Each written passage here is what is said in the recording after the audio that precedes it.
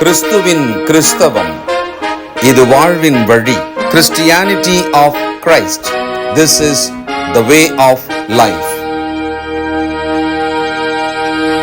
பரிசுத்த ஆண்டவர் இயேசு கிறிஸ்துவின் இனிய நாமத்திலே உங்களை வாழ்த்தி வரவேற்கிறேன். ஞானோபதேசம் வைஸ் டீச்சிங் வழியாக உங்களை சந்திக்கிறதுல மகிழ்ச்சி. பிரசங்கி நமக்கு போதிக்கும் மிக முக்கியமான வாழ்க்கை பாடங்களை கற்று வருகிறோம். நேரம், காலம் எவ்வளவு முக்கியம், காலத்தை பிரயோஜனப்படுத்தி கொள்ளுங்கள் என்று நாம் கடைசியாக படித்து முடித்தோம். இந்த காலம் என்பது தேவன் நமக்கு அருளும் ஈவு.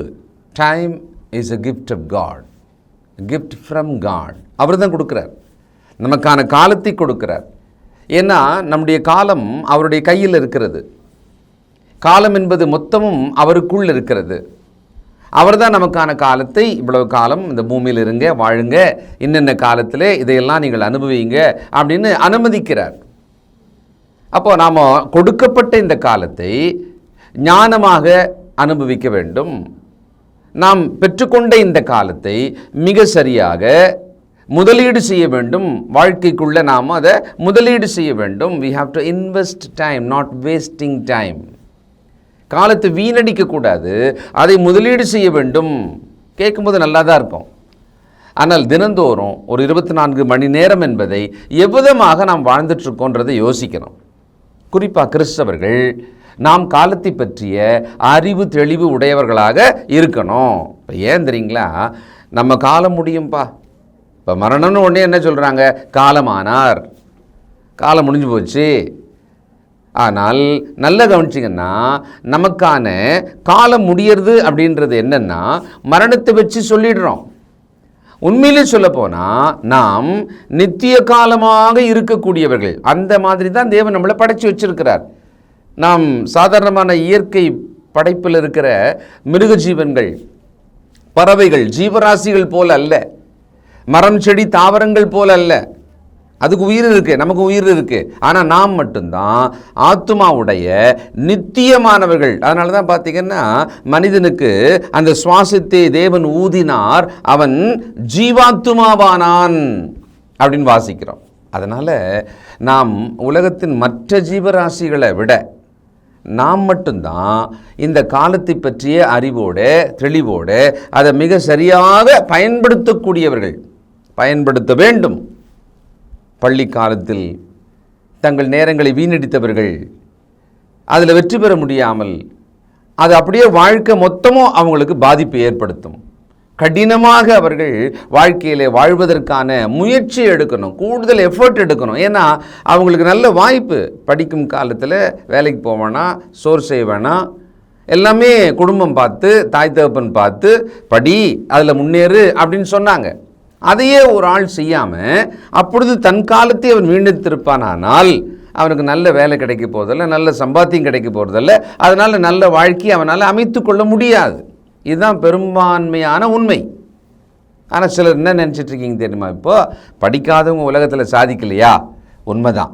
அந்த படிக்காதவங்க சாதித்ததை நீங்கள் நல்லா கேட்டிங்கன்னா, அவர்கள் பல ஆண்டுகள் கடினமாக உழைத்து படிப்படியாக முன்னேறி அப்படி சாதித்ததாகத்தான் சொல்ல முடியும். ஒருவேளை இன்னொரு பக்கம் படிப்பும் இல்லை, உழைக்கவும் இல்லை, பாருங்களேன், திடீர்னு இவ்வளோ பெரிய ஒரு உயரத்தை, பிரபலத்தை, ஐஸ்வர்யத்தை அடைஞ்சிட்டாங்களே அப்படின்னு சொன்னீங்கன்னா, அது ஒரு எரிமலை திடீர்னு வெடிச்ச மாதிரி இருக்கும். பிறகு அமர்ந்து அது ரொம்ப வருஷத்துக்கு சாம்பலாகவே மூடினதாக இருக்கும். தயவுசெய்து உணர்ந்து கொள்வோம். சங்கீதம் 39:5, இதோ என் நாட்களை 4 விரற்கடை அளவாக்கினீர், என் ஆயுசு உமது பார்வைக்கு இல்லாதது போல் இருக்கிறது, எந்த மனுஷனும் மாயையே என்பது நிச்சயம். ஆச்சரியமாக இருக்குது. சாலமோன் ஞானி, பிரசங்கியில் மாயின்னு தான் அவர் எல்லாம் சொல்லுவார். அப்படி தான் நம்ம பிரசங்கி புத்தகத்தை படிச்சுட்ருக்கோம் பல விஷயங்களை. ஆனால் அவருடைய தகப்பனாராகிய தாவீது சொல்லியிருக்கிறாரு, தேவ ஆவியினாலே, இது தாவீதின் சங்கீதம், எந்த மனுஷனும் மாயை. இப்போ ஏன் இப்படி சொன்னார்? இந்த மனுஷன்னா மாயையா? இல்லையே, மனுஷன் தானே, வாழ்கிறோமே 80-100 வருஷம். அந்த காலத்தில் நியர்லி 1000 இயர்ஸ் வாழ்ந்தாங்களா இல்லையா? மாயைன்னு சொல்கிறாருன்னா இப்போ என்ன சொல்ல வந்தார், ஏன் அப்படி சொன்னார்னு பார்க்கணும். என்னென்னா தேவன் நித்தியமானவர், காலத்துக்குள் அடக்க முடியாதவர். அவருடைய பார்வையில் நம்மோட ஆயுசு காலம் என்பது இல்லாதது போல. அதனால் அந்த பார்வைக்கு, அவரோட பார்வைக்கு நம்முடைய மொத்த வாழ்க்கையுமே மாயை போல் இருக்கிறது. யாக்கோபு 4:14 நாளைக்கு நடப்பது உங்களுக்கு தெரியாதே, உங்கள் ஜீவன் எப்படிப்பட்டது, கொஞ்ச காலம் தோன்றி பின்பு தோன்றாமற் போகிற புகையை போல் இருக்கிறதே. உங்கள் மொத்த வாழ்க்கை எப்படி இருக்கிறது, எப்படிப்பட்டது, அது எவ்வளவு அளவானது, அது உங்களுக்கு தெரியுமா? அது எப்படி இருக்கான் பாருங்க, கொஞ்ச காலம் தோன்றி பின்பு தோன்றாமல் போகிற புகையை போல. அப்படியே புகை பெருசாக தோன்றும், பிறகு அப்படியே மறைஞ்சிரும். அந்த புகையை போல கடந்து போகிறது, மேகம் போல கடந்து போகிறது. தரையிலே ஊற்றின தண்ணீர் சுவர்ந்து போவது போல, ஊறி போவது போல, காணாமல் போவது போல வாழ்க்கை இருக்கிறது. நெய்கிறவனுடைய அந்த நூல் ஓடுவது போல வாழ்க்கை ஓடுகிறது. அஞ்சல்காரன் ஓட்டம் போல வாழ்க்கை ஓடிக்கொண்டிருக்கிறது. இப்படி தான் வாழ்க்கையை பற்றி, அதனுடைய நிலைத்தன்மை, அதனுடைய குறுகிய காலம், இவைகளை பல இடங்களில் வேதம் நமக்கு சொல்லுது. அப்படி இருக்க நமக்கு கொடுக்கப்பட்ட நித்தியத்தை ஒப்பிட்டா கொஞ்ச காலம் வாழ்கிற நாம் அந்த கொஞ்ச காலத்தை எவ்வளவு ஞானமாக வாழ்கிறோம், பயன்படுத்துகிறோம். 2 பேதுரு 3:8 பிரியமானவர்களே, கர்த்தருக்கு ஒரு நாள் 1000 வருஷம் போலவும் 1000 வருஷம் ஒரு நாள் போலவும் இருக்கிறது என்கிற இந்த ஒரு காரியத்தை நீங்கள் அறியாதிருக்க வேண்டாம். தாமதிக்கிறார் என்று சிலர் எண்ணுகிறபடி கர்த்தர் தமது வாக்குத்தத்தத்தை குறித்து தாமதமாயிராமல் ஒருவரும் கெட்டு போகாமல் எல்லாரும் மனம் திரும்ப வேண்டும் என்று விரும்பி நம்மேல் நீடிய பொறுமை உள்ளவராய் இருக்கிறார். இந்த நீடிய பொறுமையான காலம் அது ரொம்ப கொஞ்ச காலம்தான். அந்த காலத்தை நாம் பிரயோஜனப்படுத்தி கொள்ளணும். ஏன்னா அந்த கொஞ்ச காலம் இந்த பூமியில் வாழ்ந்துட்டுருக்கோம் இல்லையா, அது பொல்லாத காலமாக இருக்கிறது, பொல்லாத நாட்களாக தான் இப்போ இது போகிறது. எங்கு பார்த்தாலும் கலவரங்கள். இன்றைக்கெல்லாம் பார்த்தீங்கன்னா பல தேசங்களிலே ஜனங்கள் ஒருவருக்கு ஒருவர் எதிராக, அந்த தேசத்தில் பிரிந்தவர்களாக, அந்நியர்கள் ஒரு பக்கம், சொந்த நாட்டவர் ஒரு பக்கம், நிற பேதத்தில், ஜாதி பேதத்தில், பொருளாதார பேதத்தில், நான் வடக்கு நீ தெற்கு, கிழக்கு மேற்கு, திசை வித்தியாசங்களிலே, மொழி நிறம் வித்தியாசங்களிலே ஜனங்கள் இப்பொழுது எல்லாருமே புரட்சி என்றும் போர்க்கொடி தூக்கி நிற்கிறாங்க.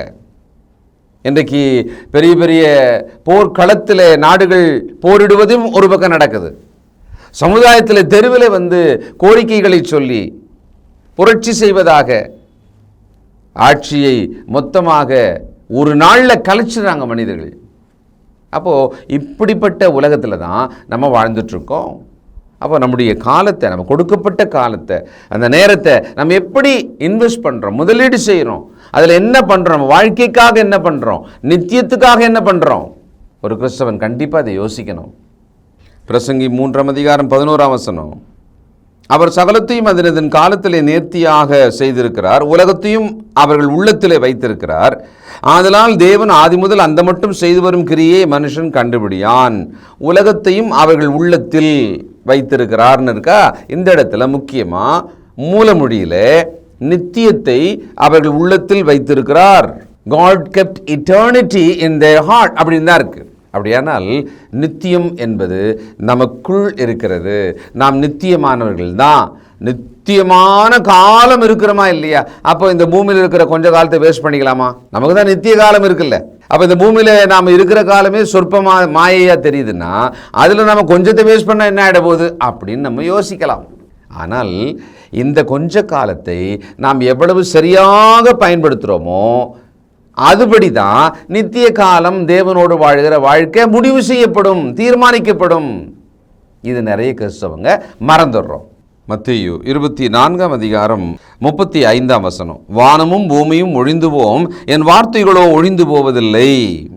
வானம் பூமி எல்லாம் கூட ஒழிந்து போயிடும், தேவனுடைய வார்த்தையே ஒழியாது. அந்த வார்த்தை நமக்கு என்ன சொல்லுகிறதுனா, வார்த்தையினால் சர்வமும் உண்டாக்கின தேவன் அந்த வார்த்தையை கொண்டு நமக்கு எப்படி வாழுங்க, என்ன செய்யுங்க, செய்யக்கூடாதுன்றதை இன்னைக்கு போதிக்கிறார்.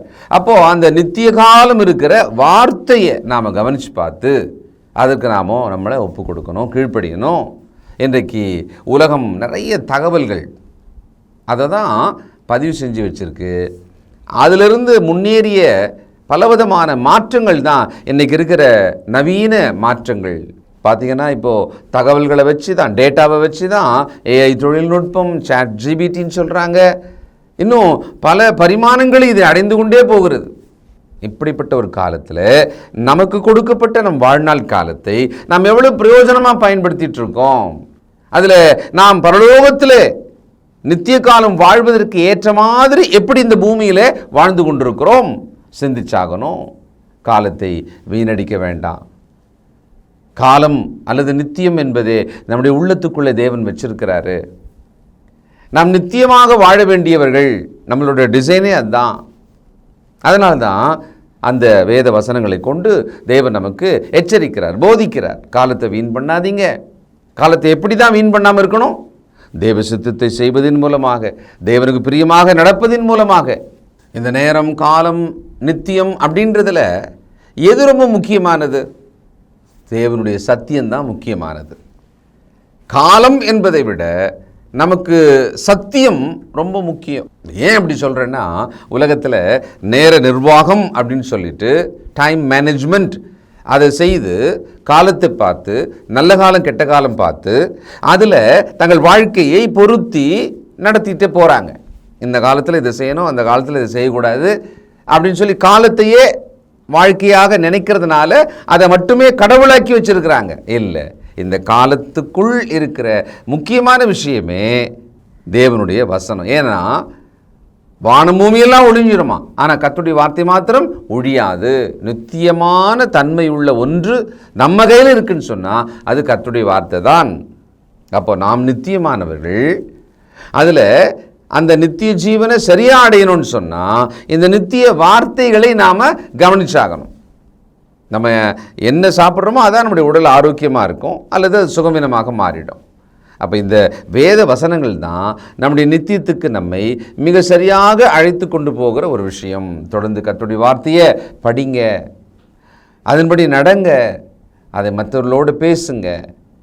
இதை செய்து கொண்டிருக்கிற ஒரு கிறிஸ்தவன் தான் காலத்தை மிக சரியாக முதலீடு செய்கிறான் என்று அர்த்தம். தொடர்ந்து சிந்திப்போம், ஜெபம் பண்ணுவோம். இரக்கமுள்ள பிதாவே, பரிசுத்தர் பரிசுத்தரே, காலத்தை நாங்கள் வீணடிக்கிறவர்களாகத்தான் இருக்கிறோம், தெரிகிறதப்பா, நாங்கள் உணர்கிறோம். இனி அப்படி இல்லாமல் காலத்தை பிரயோஜனப்படுத்தி கொள்ளும் ஞானத்தையும் பலனையும் தாரும். எங்களை அப்படியே நீர் வழி நடத்தும். கேட்டபடி மக்கள் ஒவ்வொருவரையும் ஆசீர்வதியும்.